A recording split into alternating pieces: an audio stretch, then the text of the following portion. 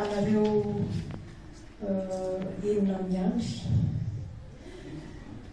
nametraka ny fanamariana sy ny fanontaniana hita tokoa na linatsika matoa maro ny fanontaniana mipetraka toy izao. Fanontaniana voalohany avy amin'ny andrianatoa Andreniaina, mpitandrina mihitsy ve no ilazana andreo mpitandrina dimy, satria dimy andreo mpitandrina ao amin'ny sora-piainana fahatelo. Mpitandrina no ilazana azy fa izy dimy mirahalahy ireo dia pastera ao amin'ny fiangonana protestanta avokoa. Ao zany Josefa Andrianaviravelona Iondrainy, Joseph Andrianaviravelona ny zanany, Rabary-mpitandrina, Rabary-mpitandrina misy milazana azy, Rajaonary-mpitandrina ary Rakotomavy Gilbert-mpitandrina zay raiko. Dia mpitandrina milazana azy ary mpitandrina milazana azy rehefa pastera zany amin'ny fiangonana protestanta.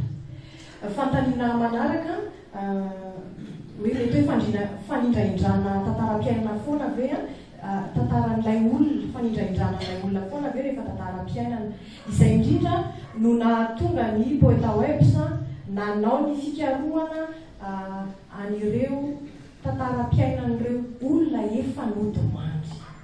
Ny sora-piainana telo mivoaka rehetra zany sy izay sora-piainana rehetra mivoaka dia tantara-piainana olona efa nodomandry avokoa. Zay nahatonga antsika hoe ry Josefa Andrianaviravelona efa tany amin'ny 1970 efa ela dia ela, tsy nifankahita ihany koa, tsy nifankahita taminay izay nikaraka akory ary izy ireo. Ao anatin'izay filazana tantara-piainan'izay anefa tsy dia hoe fanindraindrana akory no ambara, fa misy ny fandalinana izay atao vokatr'ilay ambona natao tamin'ny alalan'ny tahirikevitra maro samihafa sy ny fifaneraserana tamin'ny taranak'ireo poeta ireo. Dia toro velona moa zany fifaneraserana tamin'ny taranaky ny poeta izay anisan'ny nametraka ny fanontaniana farany teo satria tahaka ny mbola ny fanena tamin'ny Josefa Andrianaviravelona aka ohatra isika hoe raha nanaovana ny fandalinana ny tantara-piainan'ny Josefa sy Josepha dia tahaka ny fanena tamin'izy ireo mihitsy raha toka niditra tao an-trano ny taranaka nahita ireo asa soratra ireo poeta ireo nahita n'izany soratanan'izy ireo izany ary vao mainka moa mbola nisy fifanandrofiana tamin'ny fiainanay manokana izay nanao fandalinana ny tantara-piainan'ireo poeta izay nanaovana ny fandalinana ireo. Inavy ny masotsivana ny fantenana ny poeta nanaovana ny sora-piainana. Araka ny efa voambara teo tao anatin'ny zotra ny sora-piainana dia ny fototra tamin'ny aterneto ny sora-piainana. Izany hoe ireo angona, ireo fiaonana, ireo fandalinana samihafa ireo dia nivoaka tamin'ny tranokala.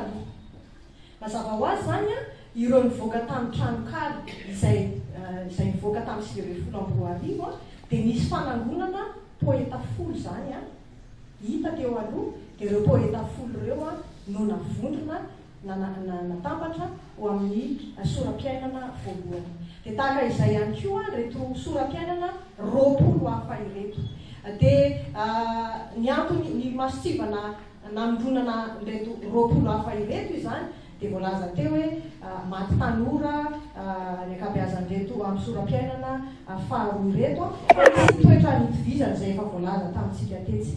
Dia tamin'ny sora-piainana fahatelo anisan'ny masotsivana namondronana azy ireo ihany koa ny maha hoe olon'ny finoana sy ny sady olon'ny finoana ny sy olon'ny aisoratra an'ireto poeta ireto. Inona ny olona nanatrehana teo amin'ny fijerena no aranga ny fozakevitra.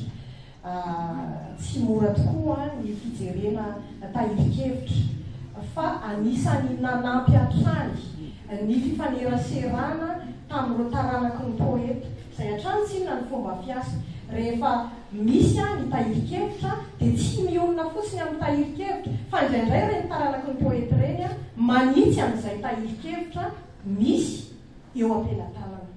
Indraindray misy tsy mety ambovo voalohany moa tena nahitana an'izany raha nanao fikarohana ny Suzy Andry dia nanitsy mihitsy ny taranaka poeta mikasika an'izay tahirikevitra misy miparitaka amin'izao fotoana izao. Modely-piainana amin'ny lafin'inona moa ny poeta. Efa nambara teo tamin'ny tamin'ny zotra tamin'ny dian'ny poeta amin'ny boky soram-piainana faharoa sy fahatelo teo fa tsy voatery ho lavorary akory fiainan'ireo poeta ireo.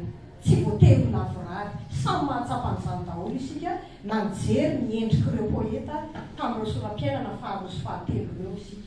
Kanefa kosa dia misongadina tsara, nazavaina tsara tao anatin'izay fa na dia eo aza mitsifiry ny rano izay fiainan'izay dia ireo poeta tsirairay ireo samy nanana ny fiheverana mahomby nananan'izy ireo. Dia ireo fiheverana mahomby ireo ireo fiheverana mahomby nananan'ireo no vatsitsaina nampitainy tamin'ny mpiarabelona, reny fiheverana mahomby nampitainy tamin'ny mpiarabelona reny ilay tahakatahaka navotra tao anatin'ny soram-piainana. Mety hisy eritreritra be amin'ny fanoratana rakobolan'ny mpanoratra misotranao dia natonga an-datoery ny amin'izay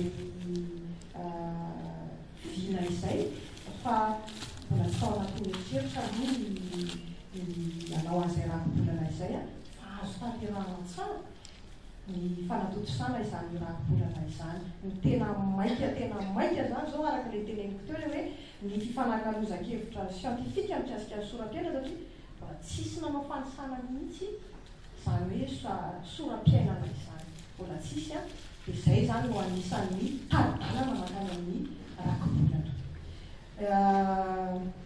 Nahoana misy jadona eo mpanoratra teo aloha tsy mahalala ny mpanoratra tsy dia maro loatra ny mahalala ny mpanoratra amin'izao fotoana izao.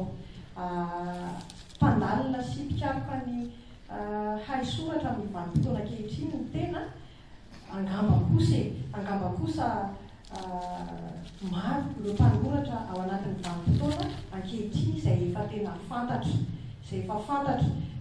Misy mpianatra ao aorianao tsy mahalala akory nary sora valitero ao anatin'izao vanim-potoana ankehitriny izao. Io nary sora valitero io ankizy. Manana ny mampiavaka azy ny mpanoratra amin'izao fotoana izao.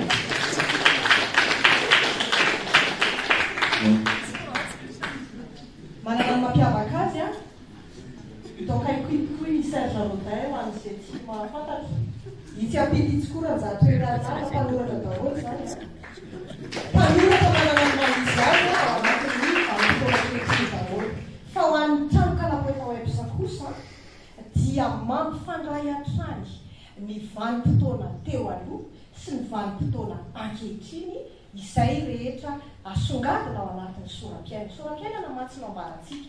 Dia raha nahita n'ilay famelabelaran'ilay isika nahita n'ilay kisary soram-piainana faharoa dia nanomboka tany amin'ny 1950 hatraty amin'ny 1924.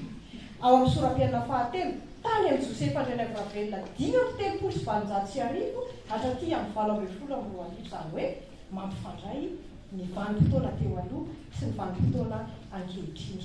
Ny karapanondro ny mpanoratra moa ny mpanoratra zany mpanoratra ny olombelona anankiray rehefa voambara fa hoe olon'ny teny izy, olon'ny vakiboky ary indrindra olon'ny fiarahamonina ary ireo fiarahamonina ireo no manefy azy satria efa voambara teo zao hoe miainga avy any amin'ny fiarahamonina dian'ilay poeta dia miverina makany amin'ny fiarahamonina mampita an'izay fampivoaran-tsaina any amin'ny fiarahamonina izay. Rehefa hanana an'izay karapanondro izay dia miainga avy any amin'ny fiarahamonina sy dia tonga eo amin'ny fiarahamonina. Dia hoy Andriamatora Zakandretsilavo misy hoe Zakandretsilavo mihitsy ny anarany fa le any anarany Razambe ny Josefa Andrianavravelona dia misy Zakandretsilavo ihany koa. Aiza ho aiza ny fampahafantarana amin'ny mpanoratra malagasy ankehitriny anaty fandaharam-pianarana mbola misy izy aloha ankehitriny. Mbola misy ny fampahafantarana mpanoratra malagasy any amin'ny kilasy famarana zao misy any Jasmine Ratsimiseta, Gigi Bearvelo, Samuel Ratany. Fa zany foana no ampahafantarana fa tsy miova mihitsy. Izay nahatonga an'ilay vina hoe inona ny manakana tsy ampahafantarana n'ilay soram-piainana poeta be lehibe efa 30 izao ny misy dia anatin'ny fandaharam-pianarana fantatr'ireo.